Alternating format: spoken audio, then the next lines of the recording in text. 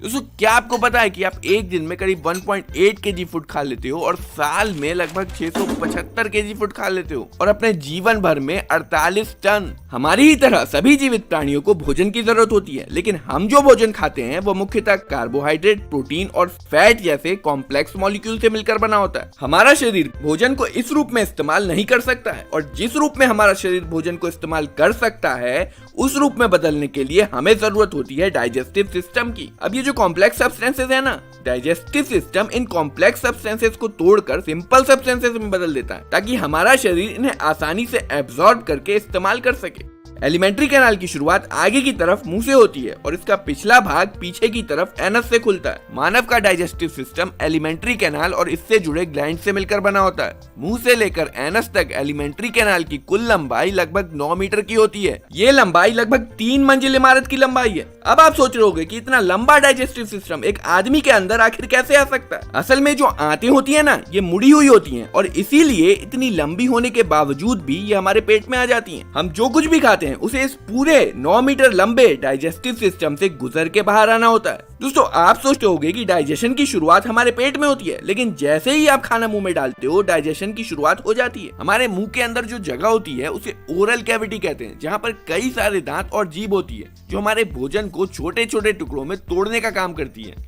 जब हम कुछ मनपसंद की चीज खाते हैं तो हमारे मुंह में पानी आ जाता है और हमारे भोजन के साथ मिल जाता है। असल में केवल पानी नहीं होता है, ये एक फ्लूइड है जिसे सलाइवा कहा जाता है। और ये सलाइवा कहाँ से आता है? सलाइवा सलाइवरी ग्लैंड द्वारा मुंह में छोड़ा जाता है। इस सलाइवा का एक और काम है, ये भोजन को चिकना बनाता है ताकि हम इसे आसानी से निगल सकें। दोस्तों क्या आप जानते हैं कि एक दिन में हमारे मुंह में करीब 1.5 लीटर सलाइवा बनता है? देखो सलाइवा में एक एंजाइम होता है जिसे सलाइवरी एमाइलेज कहते हैं और ये मुंह में ही कार्बोहाइड्रेट को तोड़कर पचाना भी शुरू कर देता है। अब ये जो चबाया हुआ सलाइवा मिक्स्ड फूड है इसे हम बोलस कहते हैं और बोलस कब तक कहेंगे? जब तक ये स्टमक में नहीं चला जाता। स्टमक में जाने के बाद और गैस्ट्रिक जूस के साथ मिक्स होने के बाद इसी को हम काइम कहेंगे। अब इस बोलस को हम जीभ द्वारा पाइप में धकेल देते हैं जिसे फूड पाइप या ईसोफेगस कहा जाता है। यही पाइप मुंह को स्टमक यानी पेट से जोड़ती है, पर ये कोई सिंपल पाइप नहीं है जिसमें खाना ऊपर से डालो और वो नीचे आ जाएगा। इस पाइप की बाहरी परत मसल्स से बनी होती है जो कॉन्ट्रैक्ट और एक्सपेंड हो सकती है। इस पाइप से फूड कॉन्ट्रैक्शन और एक्सपेंशन के जरिए ट्रेवल करता है जिसे पेरिस्टाल्टिक मूवमेंट कहते हैं और ये ईसोफेगस में ही नहीं बल्कि पूरे डाइजेशन के रास्ते में होता है।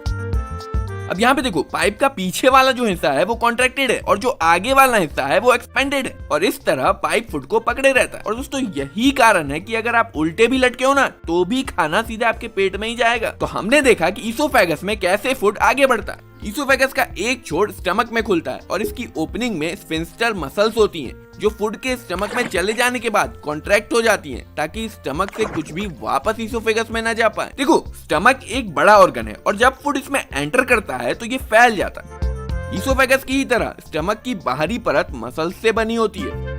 स्टमक की अंदरूनी दीवारों पर गैस्ट्रिक ग्लैंड्स मौजूद होती हैं जो हाइड्रोक्लोरिक एसिड के साथ साथ प्रोटीन को पचाने वाले एंजाइम पेप्सिन रिलीज करती है। इसके अलावा ये ग्लैंड्स म्यूकस को भी रिलीज करती हैं जिसका काम होता है स्टमक की दीवारों को एसिड के प्रभाव से बचाना। जब खाने की गंध हमारे नाक में जाती है या जब खाना स्टमक में जाता है तो स्टमक फैलता है तो ये एसिड रिलीज होना शुरू हो जाता है। तो दोस्तों क्या आपको पता है कि एक दिन में हमारे पेट में करीब 1 से 2 लीटर तक गैस्ट्रिक जूस बनता है? दोस्तों अक्सर आपने लोगों को शिकायत करते हुए सुना होगा कि उन्हें एसिडिटी है। क्या अब आपको समझ में आ रहा है कि एसिडिटी क्या होती है? स्टमक में हाइड्रोक्लोरिक एसिड एक एसिडिक मीडियम बनाता है जिसमें एंजाइम पेप्सिन आसानी से अपना काम कर पाता है। अब ये गैस्ट्रिक जूस और स्टमक का मूवमेंट मिलकर खाने को अच्छे से मिक्स कर देते हैं और कुछ हद तक पचा भी देते हैं और इस पार्शियली डाइजेस्टेड फूड मास को काइम कहा जाता है। अब देखो जैसे स्टमक की एंट्री पर स्फिंक्टर मसल्स के कारण स्टमक से कुछ वापस नहीं जा सकता है, वैसे ही स्टमक के एग्जिट पे भी एक स्फिंक्टर मसल्स होती है जिसे पाइलोरिक स्फिंक्टर कहते हैं और इसके खुलने पर स्टमक में से फूड थोड़ा थोड़ा करके स्मॉल इंटेस्टाइन में जाने लगता है। स्मॉल इंटेस्टाइन एलिमेंट्री कैनाल का सबसे लंबा पार्ट है। स्मॉल इंटेस्टाइन को स्मॉल इसके लंबाई की वजह से नहीं बल्कि इसके पतले होने की वजह से कहा जाता है और स्मॉल इंटेस्टाइन की लंबाई अलग अलग जानवरों में अलग अलग होती है। फॉर एग्जाम्पल घास खाने वाले जानवरों में स्मॉल इंटेस्टाइन काफी लंबी होती है क्योंकि घास को पचाना मुश्किल है। वहीं मांस खाने वाले जानवरों में इसकी लंबाई कम होती है क्योंकि मांस को पचाना आसान होता है। स्मॉल इंटेस्टाइन ही वो जगह है जहाँ पर फैट, कार्बोहाइड्रेट और प्रोटीन्स पूरी तरह से डाइजेस्ट होते हैं। स्मॉल इंटेस्टाइन के अंत तक पहुंचते पहुंचते खाना पूरी तरह से डाइजेस्ट हो जाता है। अब देखो, जब स्टमक में से फूड स्मॉल इंटेस्टाइन में आता है तो दो ग्लैंड्स जूस सेक्रेट करती हैं, लिवर और पैनक्रियास। दोस्तों, शराब पीने से लीवर खराब हो जाता है, ये तो आपको पता ही होगा, पर क्या आपको पता है कि लीवर हमारे शरीर का सबसे बड़ा और भारी अंदरूनी अंग है, जो हमारे पेट के राइट साइड में होता है। देखो, लीवर एक पीले हरे रंग का लिक्विड बनाता है जिसे बाइल कहते हैं, और ये लिक्विड टेम्परेरीली गॉल ब्लैडर में स्टोर रहता है, और जब इसकी जरूरत होती है तो आप देखो ये पतली सी डक्ट है बाइल डक्ट। तो लीवर ने जो बाइल सेक्रेट किया है वो गॉल ब्लैडर में स्टोर रहेगा, और जब इसकी जरूरत होगी तो ये बाइल डक्ट से होता हुआ स्मॉल इंटेस्टाइन में चला जाएगा। देखो, बाइल का मेनली दो काम होता है। पहला काम तो ये है कि जो फूड स्टमक से बाहर आता है वो एसिडिक होता है, जिसे बाइल एल्कलाइन बनाता है ताकि पैनक्रियाटिक एंजाइम्स इसे आसानी से डाइजेस्ट कर पाए। और दूसरा काम ये करता है कि जो फूड स्टमक से बाहर आता है उसमें फैट के बड़े बड़े ग्लोब्यूल्स होते हैं, जिन्हें ये बाइल छोटे छोटे टुकड़ों में तोड़ देता है ताकि पैनक्रियाटिक एंजाइम्स इस पर आसानी से काम कर सकें। अब यहाँ पर एक और ग्लैंड होती है, पैनक्रियास। ये ग्लैंड स्टमक के पीछे होती है। पैनक्रियास पैनक्रियाटिक जूस सेक्रेट करती है, जिसमें प्रोटीन को डाइजेस्ट करने के लिए ट्रिप्सिन और फैट को डाइजेस्ट करने के लिए लिपेज एंजाइम होते हैं।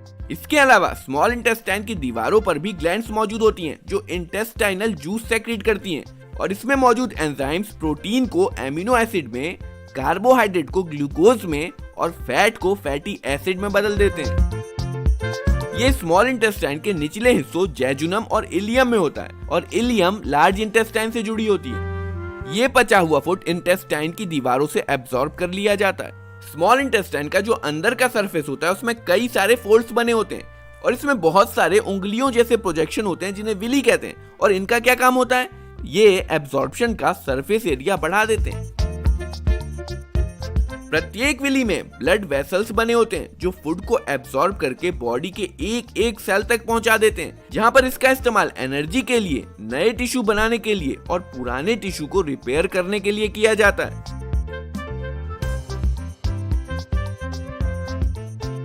बचा हुआ अनएब्सॉर्ब्ड फूड लार्ज इंटेस्टाइन में चला जाता है, जहां पर लार्ज इंटेस्टाइन की सतह इसमें से कुछ बचा हुआ पानी एब्सॉर्ब कर लेती है।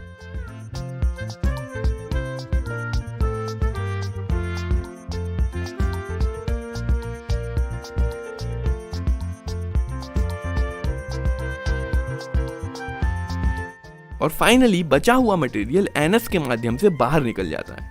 ध्यान दीजिए, आपके एनस के एग्जिट पे भी स्फिंक्टर मसल्स होती हैं जो आपके शरीर से वेस्ट के बाहर निकलने को कंट्रोल करती हैं।